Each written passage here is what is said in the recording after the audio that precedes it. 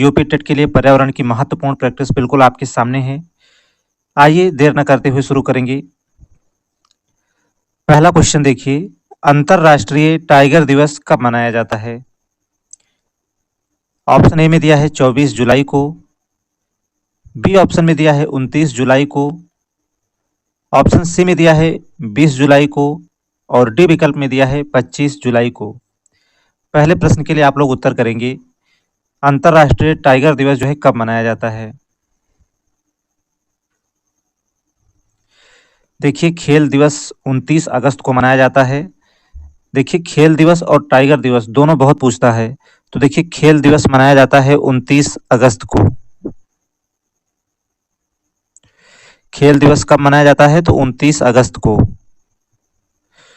और यहाँ आपसे टाइगर दिवस पूछ रहा है, तो देखिए अंतर्राष्ट्रीय टाइगर दिवस मनाया जाता है प्रत्येक वर्ष 29 जुलाई को। राइट आंसर होगा ऑप्शन नंबर बी।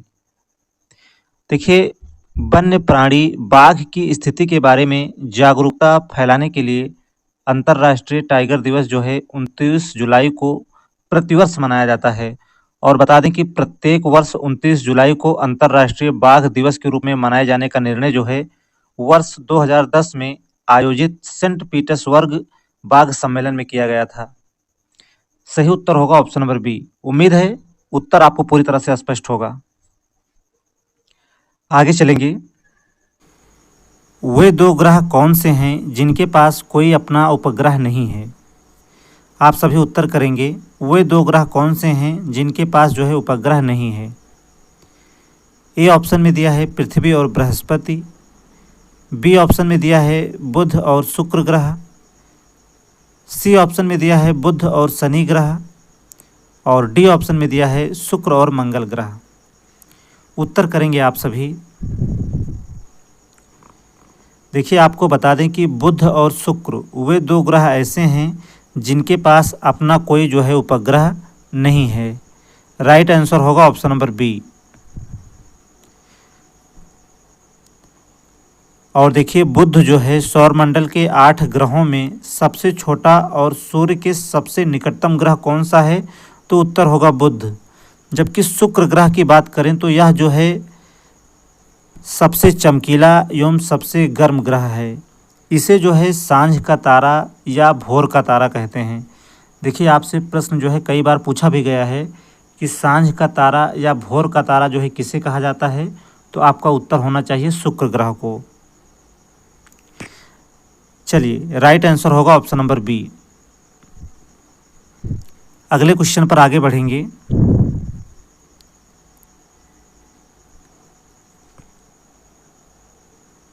लक्षद्वीप समूह जो है कहाँ स्थित है?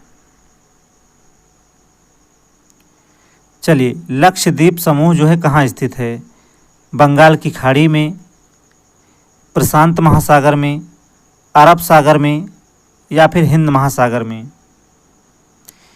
देखिए, आप सभी यह प्रैक्टिस जो है यूपी टेट के लिए देख रहे हैं। आपके यूपी टेट और सुपर टेट की परीक्षा में जो है इसी प्रकार से प्रश्न जो है बनेंगे। आपको बताना है कि लक्षद्वीप समूह जो है कहाँ स्थित है।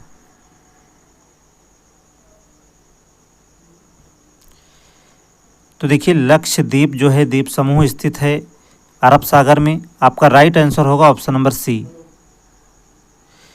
और देखिए, लक्षद्वीप द्वीप समूह जो है अरब सागर में स्थित है। लक्षद्वीप का जो निर्माण है वह प्रवाल संरचना से हुआ है। इसमें जो है 36 द्वीप हैं, जिनमें केवल 11 द्वीपों पर जो है मानवीय अधिवास पाया जाता है। और इसका सबसे बड़ा द्वीप जो है एड्रोथ द्वीप है। पूछ रहा था लक्षद्वीप समूह जो है कहाँ स्थित है, तो उत्तर होगा अरब सागर में। अगला क्वेश्चन देखेंगे। निम्नलिखित में से किस क्षेत्र को विश्व का फलोद्यान कहा जाता है? भूमध्य सागरीय क्षेत्र को, भूमध्य रेखीय क्षेत्र को, सवाना क्षेत्र को या फिर टुंड्रा क्षेत्र को? उत्तर करेंगे आप सभी। किस क्षेत्र को जो है विश्व का फलोद्यान कहा जाता है?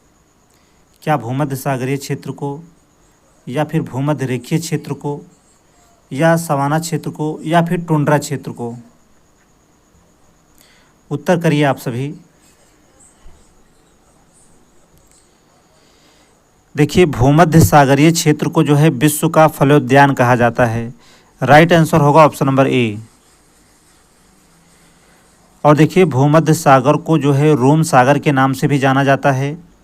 पश्चिम की तरफ ये सागर जो है एक बेहद संकरी खाड़ी से जो है अटलांटिक महासागर से जुड़ा है, जिसे जो है जिब्राल्टर की खाड़ी कहा जाता है। और भूमध्य सागर से 21 देशों की तट रेखाएं मिलती हैं। आपसे फ़िलहाल पूछा था कि किस क्षेत्र को विश्व का फलोद्यान कहा जाता है, तो उत्तर होगा भूमध्य सागरीय क्षेत्र को। और हमने आपको बताया कि पश्चिम की तरफ ये सागर जो है एक बेहद सकरी खाड़ी से अटलांटिक महासागर से जुड़ा हुआ है, जिसे जिब्राल्टर की खाड़ी कहा जाता है। भूमध्य सागर से जो है 21 देशों की जो है तट रेखाएं मिलती हैं। करेक्ट आंसर होगा ऑप्शन नंबर ए। अगले क्वेश्चन पर चलेंगे। निम्नलिखित में से किसे संसार की छत कहते हैं? अरावली को, सतपुड़ा पर्वत को, पामीर के पठार को या म्यांमार को?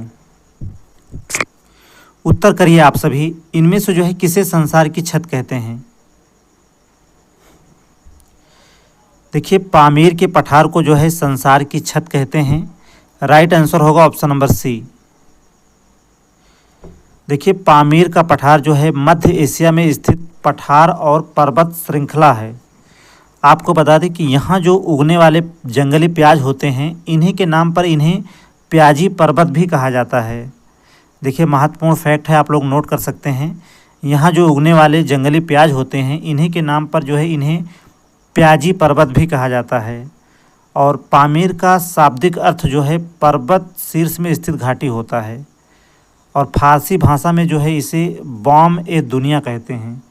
नोट कर सकते हैं आप सब, बहुत ही महत्वपूर्ण फैक्ट है। चलिए, राइट आंसर होगा ऑप्शन नंबर सी। अगला क्वेश्चन देखेंगे।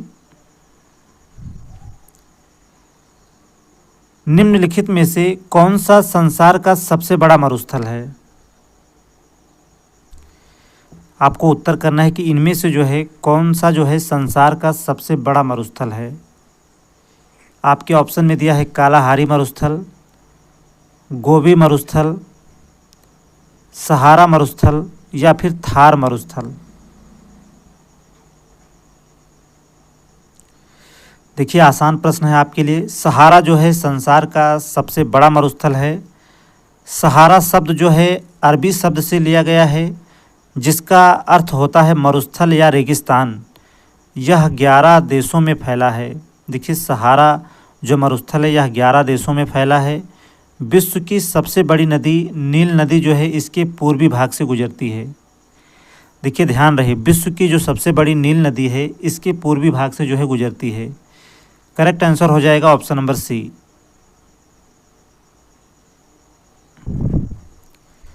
प्रश्न संख्या 7 पर चलेंगे।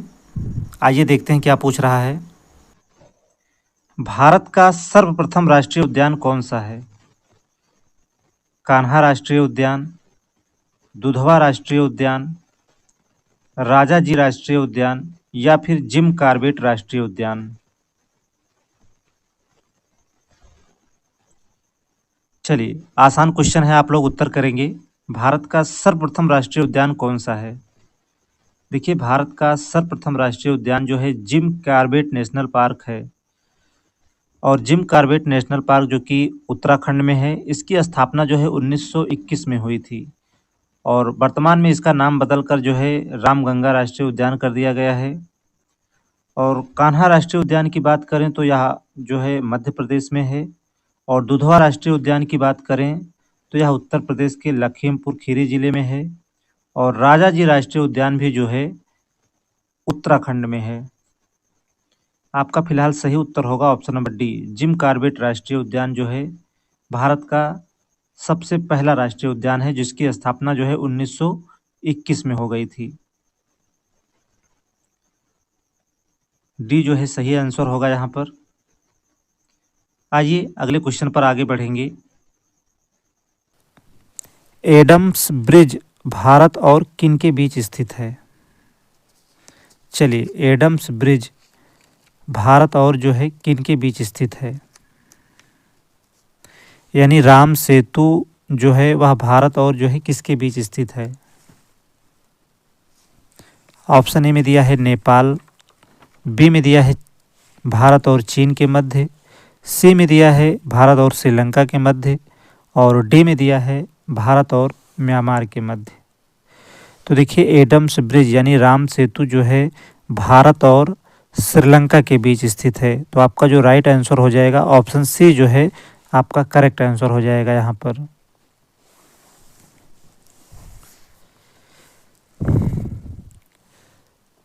नेक्स्ट क्वेश्चन पर आगे बढ़ेंगे। अटलांटिक महासागर की जलधारा कौन सी नहीं है? चलिए, प्रश्न नंबर 9 के लिए उत्तर करेंगे।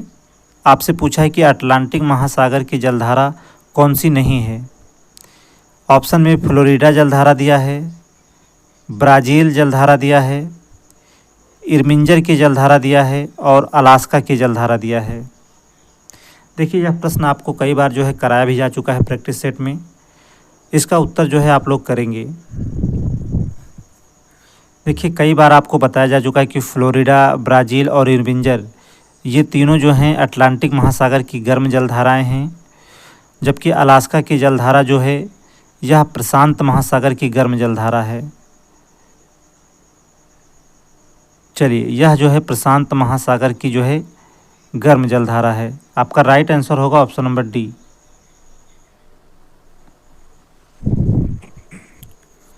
चलिए, अगला क्वेश्चन देखेंगे। लिथोफाइट उगने वाली वनस्पति है।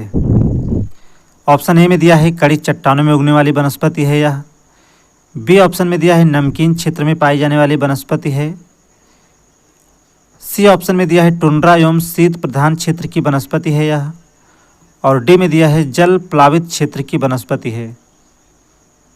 चलिए, लिथोफाइट कहाँ उगने वाली वनस्पति है?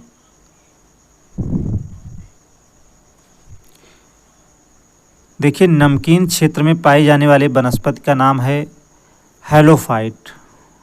चलिए, नोट कर लेंगे।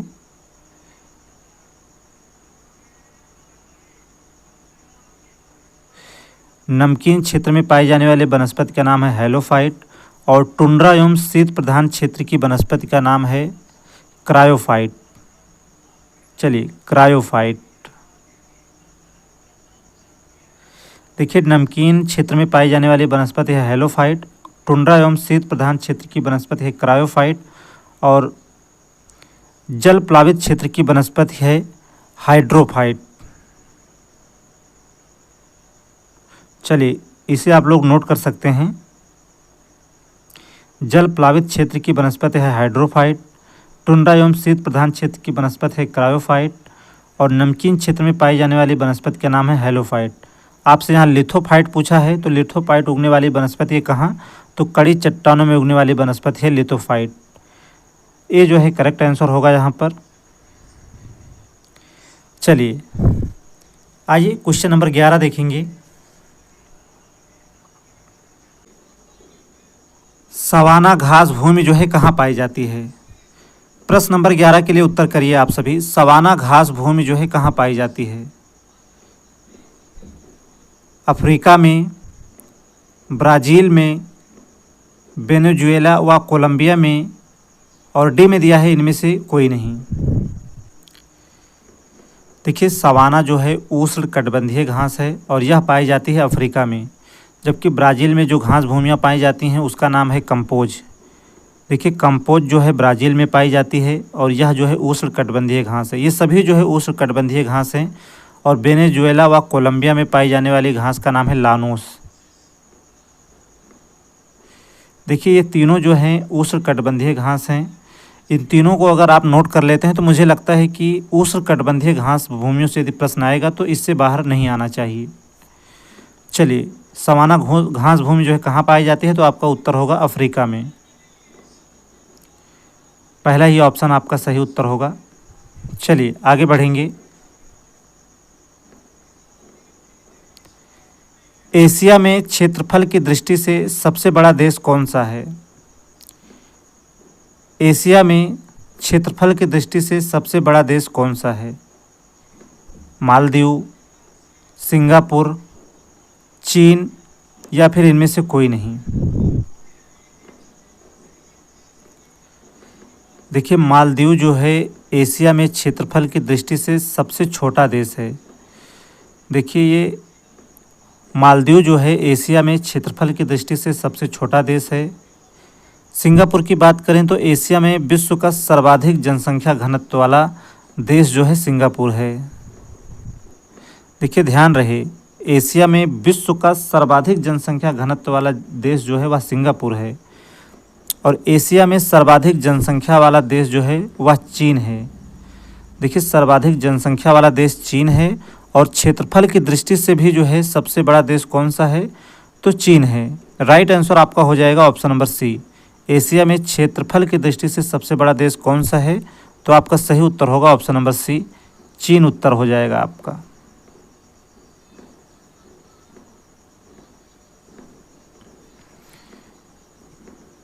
क्वेश्चन नंबर 13 पर चलेंगे। सौर मंडल का सबसे बड़ा उपग्रह निम्नलिखित में से कौन है?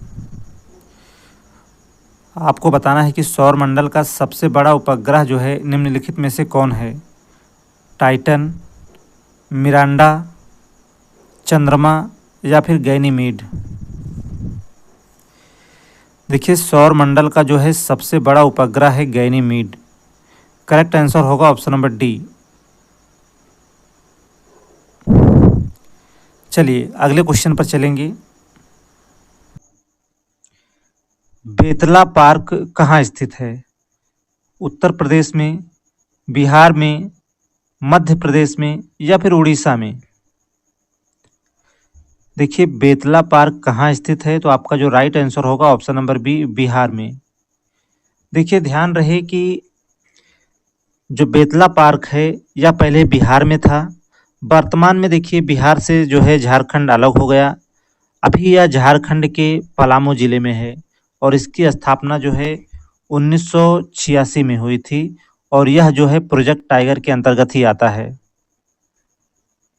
आइए क्वेश्चन नंबर 15 देखेंगे।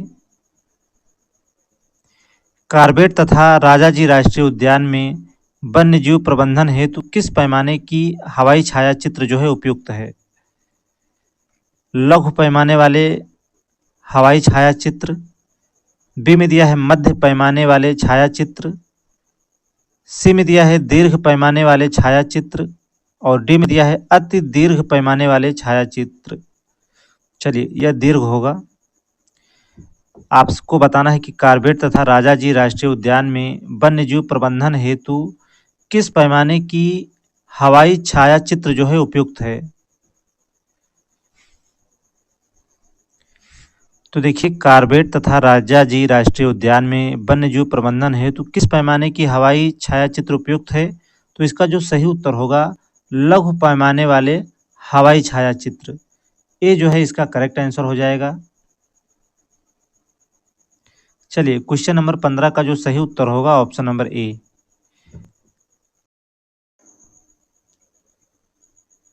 आज का यह अंतिम प्रश्न था।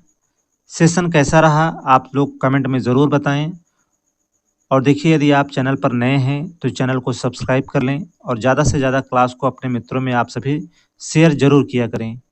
आज के लिए सिर्फ इतना ही। क्लास में लगातार बने रहने के लिए आप सभी मित्रों का बहुत बहुत धन्यवाद।